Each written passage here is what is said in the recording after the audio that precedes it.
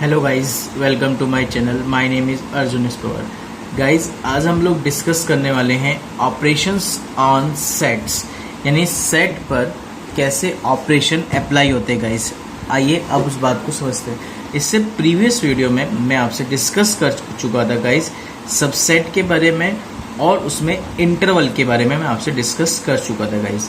आज हम लोग डिस्कस करने वाले हैं कि सेट पर ऑपरेशन को कैसे अप्लाई करते हैं गाइस। आइए गाइस समझते हैं। जैसे सबसे पहला पॉइंट आता है यूनियन, क्योंकि हमें ध्यान रखना है गाइस कि यूनियन ऑफ सेट्स, यानी हम सेट्स का यूनियन कैसे करते हैं। इस पॉइंट को बहुत इंपॉर्टेंट है, बहुत ध्यान से समझते चलेंगे गाइस। और इसी के साथ साथ मैं आपको वेन डायग्राम भी सिखाता चला जाऊंगा। वेन डायग्राम का मीनिंग क्या होता है, क्योंकि वेन डायग्राम में इन सभी चीज़ों को रिप्रेजेंट किया जाता है कि सेट्स को कैसे रिप्रेजेंट करते हैं और उसके एलिमेंट्स को कैसे रिप्रेजेंट करेगा इस। ओके, तो यूनियन ऑफ सेट्स क्या है, बात समझेंगे। यूनियन ऑफ सेट्स कह रहा है कि ए यूनियन ऑफ बी, ये यूनियन का साइन होता है गाइस, ठीक है ना। यदि मुझे ए यूनियन ऑफ बी लिखना है तो इसका मीनिंग होता है guys X such that x belongs to A और X belongs to B. It means, इस डेफिनेशन का मीनिंग होता है गाइस कि हमें कंबाइंड करके लिखना है सारी चीजें, जितनी भी सेट के अंदर लिखी हुई है, दोनों सेटों के अंदर ए और बी में, उनको कंबाइंड करके लिखना है। बस शर्त क्या है, रिपीटेशन को वंस टाइम काउंट करेंगे, रिपीटेशन को वंस टाइम ही काउंट करेंगे। बस एक चीज का ये जरूर ध्यान रखेंगे गाइस। इसलिए उसने लिखा कि X such that x belongs to A और एक्स बिलोंग्स टू बी, यानी जो एलिमेंट एक्स ए में बिलोंग कर रहा है वही एलिमेंट इसमें एक्स बिलोंग्स टू बी में भी है, ठीक है ना। तो और करके लिखा हुआ है, तो वो एलिमेंट ए का ए से ले लीजिए या वो एलिमेंट आप बी से ले लीजिए, ठीक है गाइस। पॉइंट समझ में आ गई बातें। जैसे फॉर एग्जांपल मैं आपको इसका एग्जांपल समझाऊं तो इसका मीनिंग क्या है। इसका मीनिंग ऐसे ही है कि ए कोई सेट है जिसके अंदर एलिमेंट है 1 3 5, और बी मेरे पास कोई सेट है दूसरा नेक्स्ट 5 7 11। मैं कह रहा हूँ कि इसका यूनियन बताइए, तो आप यूनियन बता रहे हैं ए यूनियन बी। कैसे बताएंगे यूनियन बी?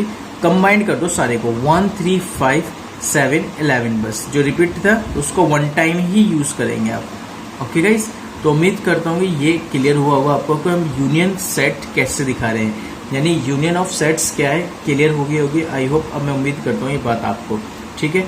तो गाइस, इसका यूनियन हम ऐसे निकालेंगे, चाहे कोई से भी क्वेश्चन किसी भी लैंग्वेज में आ जाए, चाहे रोस्टर फॉर्म में आए चाहे बिल्डर फॉर्म में आए, आपको क्वेश्चन को ऐसे रिप्रेजेंट करना है, ठीक है ना। पॉइंट क्लियर है आपको?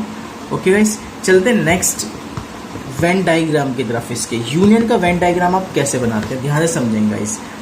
यूनियन था, अभी मैं आपसे बात करता हूँ यूनियन, तो यानी A union of B combined करके बनता है। तो इसमें हमेशा ध्यान रखना, जो यूनिवर्सल सेट होता है उसको हमेशा एक रेक्टेंगुलर बॉक्स में लिखते हैं हम लोग। किसमें लिखते हैं गाइस? रेक्टेंगुलर बॉक्स में। यहाँ पे लिखा जाता है यूनिवर्सल सेट, ठीक है। दो सेट बने आपके पास, ए और साथ में बना है बी। तो ये ए है गाइस, ये बी है, तो आपने यूनियन किया। तो यूनियन किया था नहीं, सबको लिया एक साथ, तो यूनियन पे सबको एक साथ करने का पैटर्न, ये सारे एक साथ आ गए। तो ये हो गया गाइस इसका आपका वेन डायग्राम। कौन सा डायग्राम आ गया ये? Venn diagram. वेन डायग्राम में यूनियन वाले केस में सभी आ जाते हैं एक साथ, यानी सारा पोर्शन, ठीक है गाइस।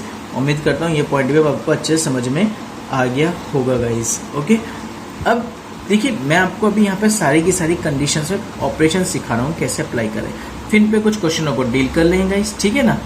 तो अब बात करता हूँ मैं इंटरसेक्शन की।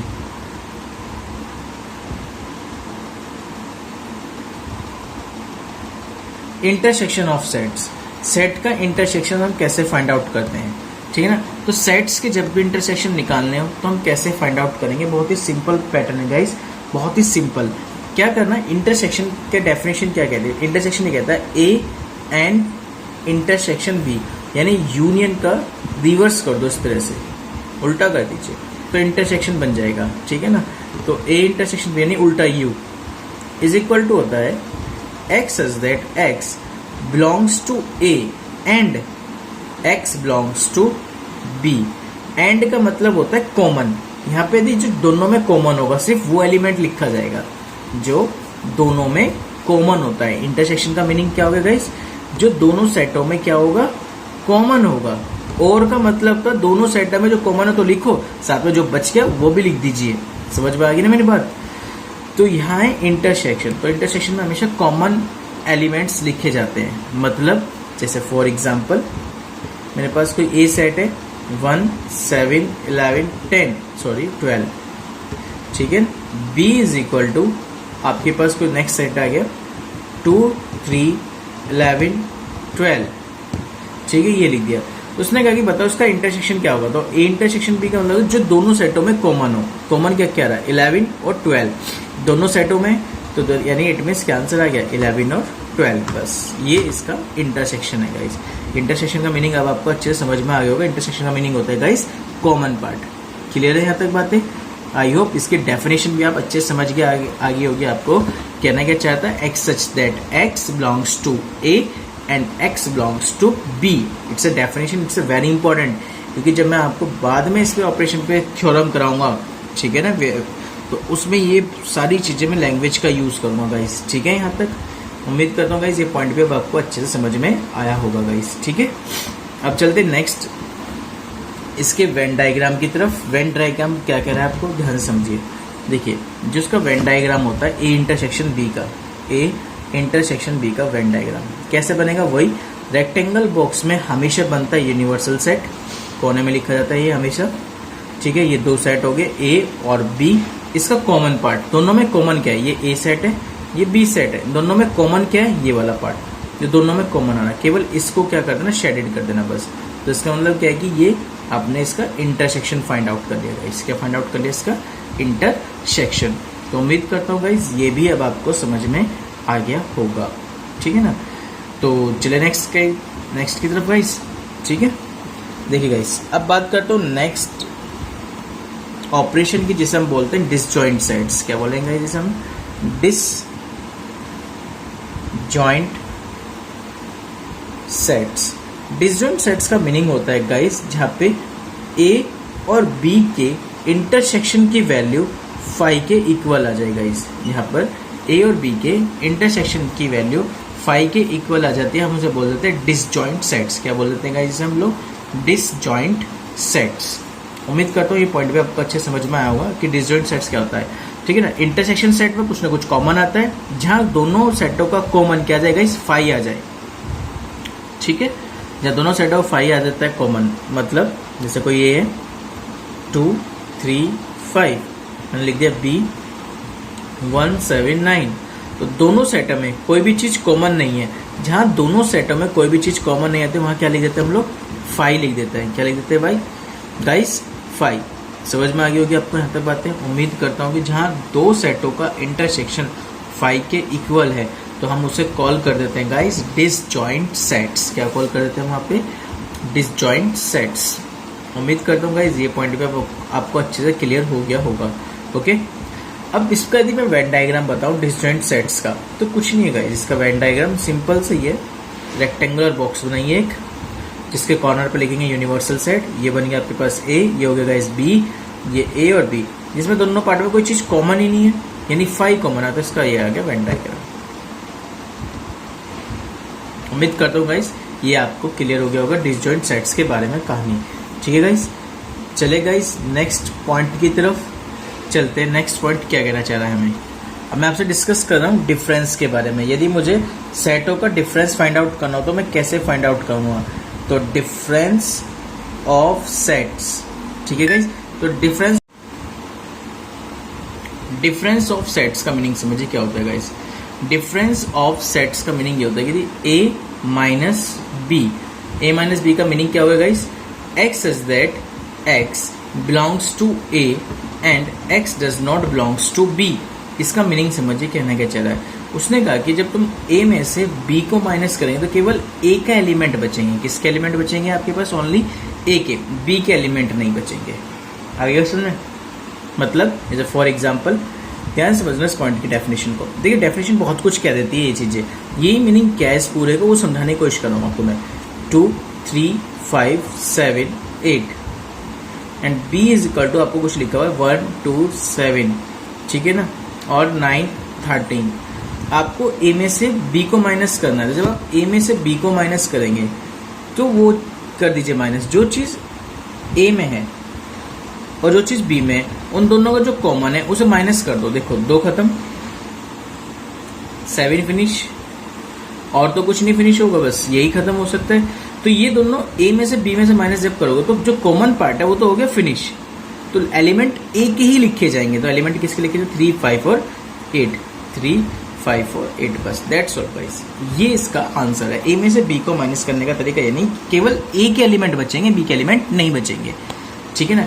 यदि इसी बात को मैं बी माइनस ए लिखता तो बी माइनस ए का मतलब क्या होता है कि बी में से ए को माइनस कर रहा हूं, तो इसका मतलब बी के एलिमेंट बचेंगे, ए के एलिमेंट नहीं बचेंगे। जो कॉमन एलिमेंट है उसे डिलीट कर दीजिए, जो कॉमन एलिमेंट आए उसको क्या कर दीजिए आप? डिलीट कर दीजिए। तो कॉमन एलिमेंट वही है, दोनों में सेम थे, बट 2 था और 7 था, दोनों डिलीट हो गए, तो बचेंगे केवल बी के एलिमेंट। बी में क्या है? 1, 9, 13। तो आप लिख सकते हैं यहाँ पे 1, 9, 13। बात समझ में आ गई गाइस? तो ये है a माइनस बी और ये है गाइस b माइनस ए। तो जब मैं a में से b को माइनस करूंगा तो केवल a के एलिमेंट, जब मैं b को a में से माइनस करूंगा तो b के एलिमेंट, यानी कॉमन एलिमेंट डिलीट हो जाएंगे, कॉमन एलिमेंट डिलीट हो जाएंगे। यही इसकी डेफिनेशन है गाइस। डेफिनेशन यही कह रहा है कि x में बिलोंग्स करेगा a, लेकिन जो x वाला एलिमेंट है वो b में से कट जाएंगे, जो एलिमेंट कॉमन वाले थे वे क्या हो गए? खत्म हो गए। तो केवल जब मैं a में से b को माइनस करूंगा केवल ओनली a के एलिमेंट लिखने होंगे आपको। जब मैं b में से a को माइनस करूंगा तो केवल ओनली b वाले एलिमेंट लिखने होंगे आपको। ओके गाइस, उम्मीद है कि आपको समझ में आई होगी कहानी क्या कर रहे हैं हम लोग, ठीक है। तो गाइस अब इनका वेन डायग्राम कैसे बनेगा गाइस? बहुत ही सिंपल है गाइस, वेन डायग्राम बनाना है इन दोनों का, a माइनस बी का। देखिए गाइस a माइनस बी का वेन डायग्राम कैसे बनेगा? ये आपके पास एक रेक्टेंगुलर बॉक्स है, ठीक है, और जी अब आप समझिए ये आपके पास a है, ये आपके पास b है, a b। हमेशा ध्यान रखना ये वाला जो पार्ट होता है वो कॉमन होता है, जिसको हम लिखते हैं इंटरसेक्शन, a इंटरसेक्शन b, ठीक है ना। अब मेरी बात समझिए, जब मैं a में से b को माइनस कर रहा हूँ तो कॉमन वाला पार्ट तो डिलीट हो गया पूरा, तो क्या बचेगा? केवल ये तो पार्ट बचेगा, ये वाला पार्ट, ठीक है। तो इस समय क्या लिखते हैं guys? a minus B. Point समझ में आ गया यहाँ तक? और यदि मैं बात करूं b माइनस ए की, तो b माइनस ए में से b में से a माइनस हुआ तो कॉमन पार्ट खत्म हो गया, तो केवल क्या बचेगा? ये वाला पार्ट। तो ये वाला पार्ट कॉल किया जाता है गाइस b माइनस ए। उम्मीद करता हूं कहानी आपको समझ में आ गई होगी। यानी a माइनस बी और उसका इंटरसेक्शन मिलकर किसको बनाएगा? a सेट को। b माइनस ए और इंटरसेक्शन मिलकर किसको बनाएगा? b सेट को। यही तो कहानी हुई इसकी पूरी की पूरी। तो ये था गाइस डिफरेंस ऑफ सेट्स के बारे में डिस्कशन। तो उम्मीद है कि गाइस आपको समझ में आया होगा कि डिफरेंस ऑफ सेट्स हम कैसे फाइंड आउट करते हैं गाइस। ओके, अब हम चलते हैं नेक्स्ट सेट की तरफ जो है सिमेट्रिक सेट्स। ओके गाइस, देखिए क्या है नेक्स्ट हेडिंग मेरे पास, सिमेट्रिक डिफरेंस ऑफ 2 सेट्स। यदि मुझे 2 सेटों का सिमेट्रिक डिफरेंस करना हो तो हम कैसे करेंगे गाइस? बहुत ही सिंपल है गाइस, बहुत ही सिंपल कि ए सिमेट्रिक डिफरेंस ऑफ 2 सेट्स, ये सिमेट्रिक का साइन होता है गाइस सिमेट्रिक डिफरेंस का। तो ये सिमेट्रिक डिफरेंस हो गया, A symmetric difference of B is equal to होता है गाइस, बहुत ही सिंपल, ध्यान से समझेंगे गाइस इस पॉइंट को।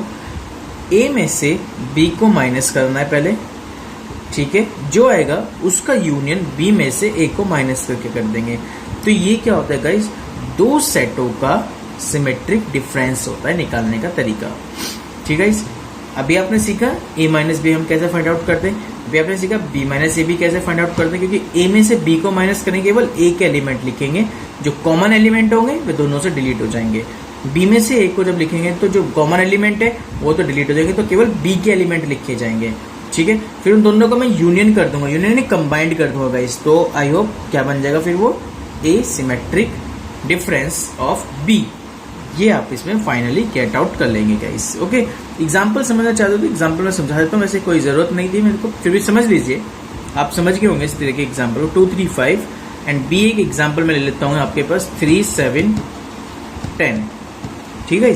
अब आपके 2 एग्जांपल है, सिमेट्रिक डिफरेंस निकालना, तो पहले a में से b को माइनस कर दीजिए, जो कॉमन है उसे डिलीट कर दीजिए, 3 कॉमन है, डिलीट करके a में से b को माइनस किया तो केवल a बचेगा, 2 और 5। मैं यदि b में से a को माइनस कर रहा हूँ तो 7 जो 3 जो कॉमन है तो खत्म हो गया, केवल क्या बचा? 7 और 10। जो ये आया इन दोनों का यूनियन कर दीजिए बस, a symmetric difference of b is equal to union क्या बनेगा? 2, 5, 7, 10। बस गाइस ये इसका सिमेट्रिक डिफरेंस आ गया आपके पास।